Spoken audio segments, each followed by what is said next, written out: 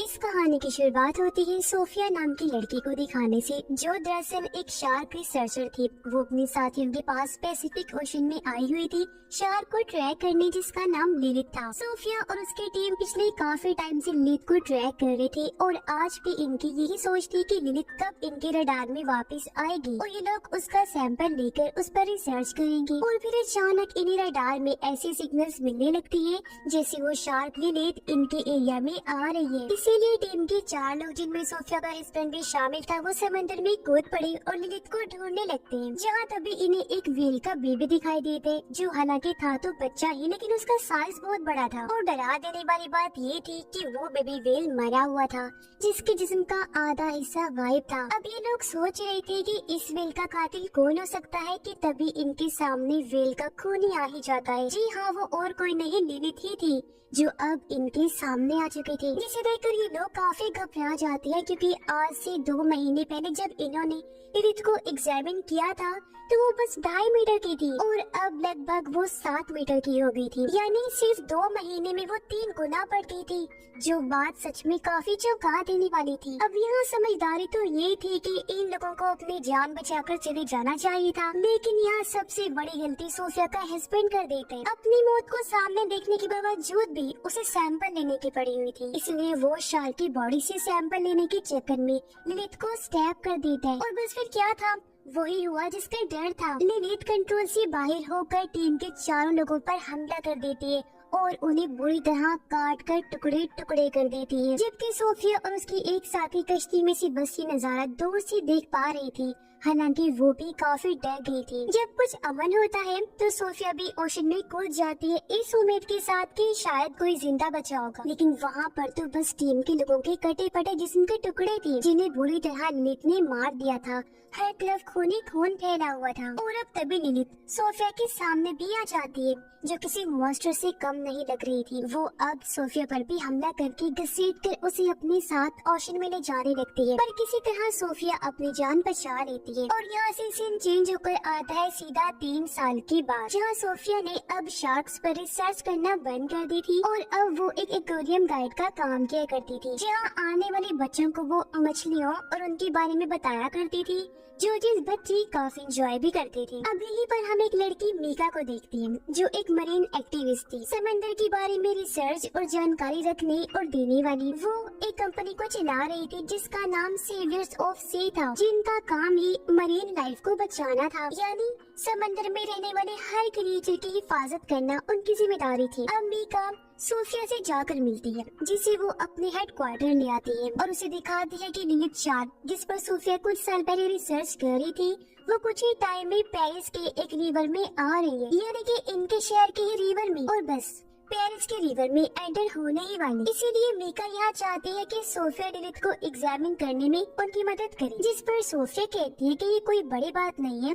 अक्सर शार्क्स मौसम की बदलने की वजह से एक जगह से दूसरी जगह चली जाती हैं। और हाँ, पैसिफिक ओशन से रिवर में आना थोड़ा मुश्किल है। लिलित तो क्या, कोई भी शार्क रिवर के ताज़ा पानी में सरवाइव नहीं कर सकती, इसलिए वो यहाँ आने से पहले ही वापस लौट जाएगी। अब इस वजह के साथ साथ सोफिया का सदमे से भरा माजी भी था, जो उसे शार्क्स पर एग्जामिन करने और उसे ट्राई करने से रोक रहा था। इसीलिए कुछ इस तरह की वजहें देकर सोफिया वहाँ से चली जाती है। अब हम 2 लड़कों को उसे सन रिवर के पास खड़ा देखते हैं, जिन्हें रिवर से 2 छोटे छोटे मिसाइल्स मिलती है। तब यहाँ पर पुलिस आकर सभी मिसाइल्स को इकट्ठा कर लेती है और सबको बताती है कि दूसरी जंग के बाद से इस रिवर में छोटे छोटे मिसाइल्स और उनके शेल्स मिलते रहते हैं, इसीलिए डरने वाली कोई बात नहीं है। अब रात के टाइम मीका अपने एक दोस्त के साथ सन रिवर में आती है, जो यहाँ हुए कार एक्सीडेंट की जांच करने आए थे, पर असल में वो तो ये एग्जामिन करने आए थे कि क्या लिलित इस रिवर में आ गई है। इसलिए मीका की दोस्त रिवर में कूद जाती है, जहाँ वो शार्क के बड़े बड़े पंजों के निशान देखती है। पर तब यहाँ पुलिस भी आ गई थी इन दोनों को पकड़ने के लिए, क्योंकि इस तरह किसी भी केस की इन्वेस्टिगेशन करना गैर कानूनी था। इसलिए पुलिस मीका को पकड़ लेती है, जबकि उसकी दोस्त किसी तरह वहाँ से भाग निकलती है।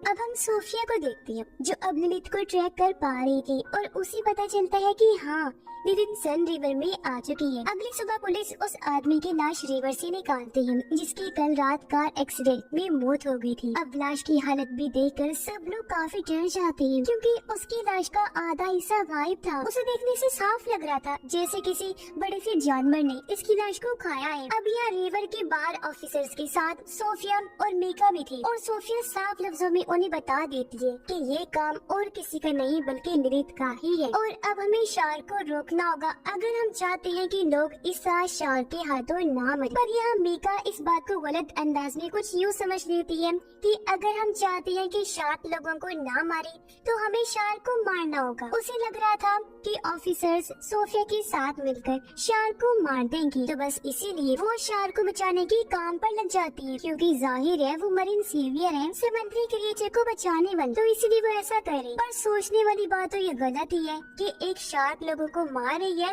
लेकिन वो उसे बचाना चाहती है। अगले दिन ऑफिसर्स और सोफिया सन रिवर में आ जाते हैं। उनका प्लान था कि वो रिवर में जाकर सीधा शार्क को पकड़ लेंगे। तब सोफिया शार्क को ट्रैक करने में उनकी मदद कर रही थी। सब कुछ ठीक ही चल रहा था। वो लोग शार्क को देखने ही वाले थे लेकिन मीका यहाँ बहुत बड़ी गड़बड़ कर देती है। वो अपने हैकर दोस्त की मदद से सोफिया के ट्रैकर की सिग्नल्स को खराब कर देती है जिससे कि अब ये लोग शार्क को ट्रैक नहीं कर पाते और इससे जाहिर है उन ऑफिसर्स के लिए बहुत बड़ा खतरा आ गया था जो रिवर में गई थी। पर लिलित उस तरफ नहीं जाती और अपना रूट बदल लेती है जिससे ऑफिसर्स को अपनी जान बचाने का मौका मिल जाता है और वो सही सलामत बाहर आ जाते हैं। पर ये काफी सीरियस कंडीशन बन जाती है कि शहर के बीचों बीच सन रिवर में मॉन्स्टर शार्क घूम रही है, इसलिए ऑफिसर्स ये बात जाकर मेयर को बता देती है। मेयर परेशान होते हुए कहती है कि कैसे भी करके उस शार्क को रोकना होगा क्योंकि कुछ दिन बाद उसी सन रिवर पर एक बहुत बड़ा इवेंट होने वाला है जिसे वो किसी भी सूरत में कैंसिल नहीं कर सकती। इसीलिए ऑफिसर्स लिलित को रोकने के बारे में सोचने लगते हैं जबकि मीका एक वीडियो बनाती है और उसे खुफिया तौर पर कई सारे मरीन एक्टिविस्ट के पास भेज देती है और लिलित शार्क के बारे में बताते हुए कहती है कि गवर्नमेंट उसे और उस जैसे और भी शार्क्स को मारना चाहती है, इसीलिए हमें आगे आना होगा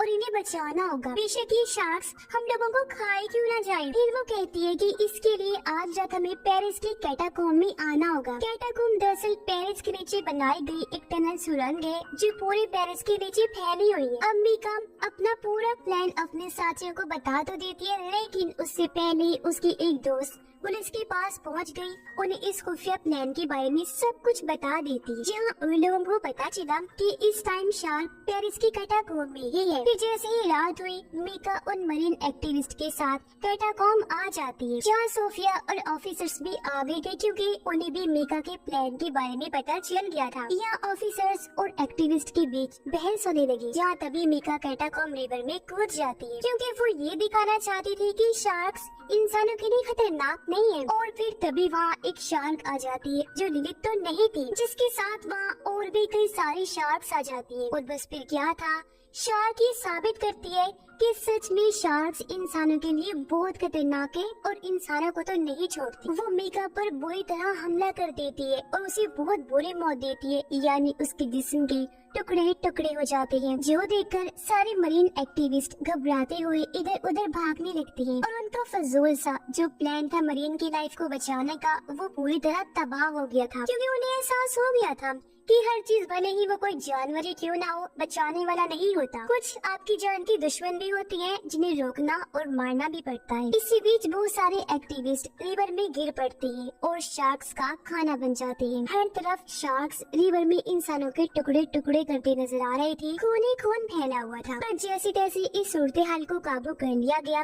बचे हुए लोगों को सही सलामत वहाँ से बचा लिया जाता है, जिस दौरान एक शार्क को भी मार दिया गया था जिसे अब सोफिया चेक करने लगती है। उसे पता चला कि ये शार्क एक फीमेल है जो तकरीबन 2 माह की है, प्रेग्नेंट भी है और हैरानी वाली बात कि इसके पेट में ढेरों शार्क्स के बच्चे हैं। पता चलता है कि शार्क एक ऐसे प्रोसेस से बच्चे पैदा कर रही है जिसमें वो एक टाइम में बहुत ज्यादा बच्चे पैदा करने के काबिल होती है, वो भी बहुत ही जल्द छोटी उम्र में, जो चीज बहुत खतरनाक है क्योंकि ऐसे इनकी तादाद बहुत ही कम टाइम में बढ़ सकती है। और तो और ये ताज़ा पानी में भी सरवाइव कर सकती है, जो चीज इन्हें इनकी माँ लिलिथ से मिली, जिसने क्लाइमेट की मुश्किलात को झेलते हुए फ्रेश पानी में जीना सीख लिया था। ये लोग अंदाजा लगा लेते हैं कि ये शार्क्स हजारों की तादाद में हो सकते हैं जो सारे कैटाकॉम्ब में रह रहे हों। इसीलिए वो फैसला करते हैं कि हम कैटाकॉम्ब में धमाके करेंगे जिससे सभी शार्क्स वहीं मारे जाएंगे। अब अगले दिन वो स्विमिंग इवेंट आ जाता है जहाँ एक टाइम में बहुत सारे लोग रिवर में स्विमिंग करेंगे, तैरेंगे, क्योंकि ये बात लोगों को नहीं बताई गई थी। मेरे को शार्क्स के आने का खतरा था, लेकिन वो इवेंट को अपने फायदे के लिए कैंसिल नहीं करती, बल्कि ऑफिसर्स और ट्रेन मरीन को रिवर में उतार दिया गया। वो निगरानी करने लगते हैं, जहाँ रिवर की एक साइड पर काफी बड़ा जाल बांध दिया जाता है ताकि अगर कोई शार्क इस तरफ आए तो उसमें फंस जाए। जबकि सीनियर ऑफिसर सोफिया और अपने साथियों के साथ कैटाकॉम्ब में आ गया था, क्योंकि वो वहाँ की मेन जगहों पर धमाके करने वाले थे। सब अपनी अपनी जगह पर पहुँच गए। सीनियर ऑफिसर और सोफिया एक साथ थे। वहाँ अंधेरा था। जैसे सीनियर ऑफिसर ने फ्लैश लाइट ऑन की, हम बहुत ही डरावना सीन देखते हैं। ऑफिसर की चारों तरफ हजारों की तादाद में छोटे छोटे शार्क्स के बच्चे घूम रहे थे, जिससे वो काफी घबरा जाते हैं, क्योंकि हालांकि ये बच्चे थे लेकिन इतनी ताकतवर थे कि किसी के भी टुकड़े टुकड़े कर सकते थे, क्योंकि छोटे होने के बावजूद इनका साइज काफी बड़ा था। सभी बॉम्ब्स को अपनी अपनी जगह पर फिक्स कर दिया गया था, लेकिन बॉम्ब के फटने से पहले एक शार्क सीनियर ऑफिसर पर हमला कर देती है, पर वो किसी तरह बॉम्ब को ब्लास्ट कर देते हैं, जिससे हालांकि वो खुद तो काफी जख्मी हो गया था, लेकिन शार्क के कुछ बच्चे मर जाते हैं और सीनियर ऑफिसर को ऊपर खींच लिया जाता है। अब जब सोफिया वापस नीचे रिवर में जाती है तो उसके सामने से लिलिथ गुजर रही थी, जो अपने बच्चों की लाशों के टुकड़े देखकर काफी दुखी हो गई थी और गुस्से में भरी हुई थी। और वो सोफिया को तो देख नहीं पाती, लेकिन गुस्से से भरी हुई उस जाल को तोड़ देती है और उस जगह आ जाती है जहाँ स्विमिंग रेस शुरू हो गई थी। अब लिलिथ यहाँ आकर एक आदमी की एक ही झटके में 2 टुकड़ी कर देती है, जिससे हर तरफ अफरा तफरी मच जाती है। और तब यहाँ बहुत सारे शार्क्स भी आ जाते हैं, जो जाहिर है लिलिथ के कहने पर ही आए थे। ये शार्क्स कैटाकॉम्ब में नहीं रह रहे थे, इसलिए धमाके से नहीं मरे और उनकी तादाद बहुत ज्यादा थी। ये शार्क्स रिवर में तैर रहे लोगों पर बुरी तरह हमला कर देती हैं। एक ही पल में रिवर खून से लाल हो गया, हर तरफ उनकी लाशों के टुकड़े टुकड़े बिखर गए थे। इसी के साथ यहाँ सबसे बड़ी गलती ये हुई कि ऑफिसर ने शार्क को स्नाइपर से शूट कर दिया, जिसके कुछ निशाने पानी में पड़े मिसाइल्स पर लग जाते हैं, जो दूसरी जंग से वहाँ पड़े हुए थे, लेकिन डिफ्यूज नहीं थे, पूरी तरह एक्टिव थे। जिससे होता ये है कि एक मिसाइल के फटने से ढेरों मिसाइल्स फटने लगते हैं। ऐसा होते ही बड़े बड़े धमाकों के साथ वहाँ सुनामी जैसा सीन बन जाता है। रिवर का पानी हर तरफ फैल जाता है, जो मिल के साथ साथ पेरिस के बहुत बड़े हिस्से को अपने साथ ले डूबता है। बहुत बड़ी तबाही मच जाती है। सिर्फ सोफिया और सीनियर ऑफिसर ही बचते हैं, जो अपने चारों तरफ तबाही को देख रही थी। आस पास लाशें और ढेरों शार्क्स घूम रही थी और बताया जा रहा था कि ये शार्क्स सुनामी की वजह से आस पास के एरिया में भी जा रहे हैं, जिस वजह से वो पूरी कंट्री में ही फैल चुकी है। और सबसे खतरनाक बात, वो अब यहाँ से पूरी दुनिया में ये फैल जाएंगे और बहुत बड़ी तबाही लाएंगे, जिससे इंसानियत और दुनिया का नामो निशान मिट जाएगा, जो चीज बहुत खतरनाक है। और इसी दिल दहला देने वाली एंडिंग के साथ ही ये कहानी अंडर पेरिस यहीं पर खत्म हो जाती है।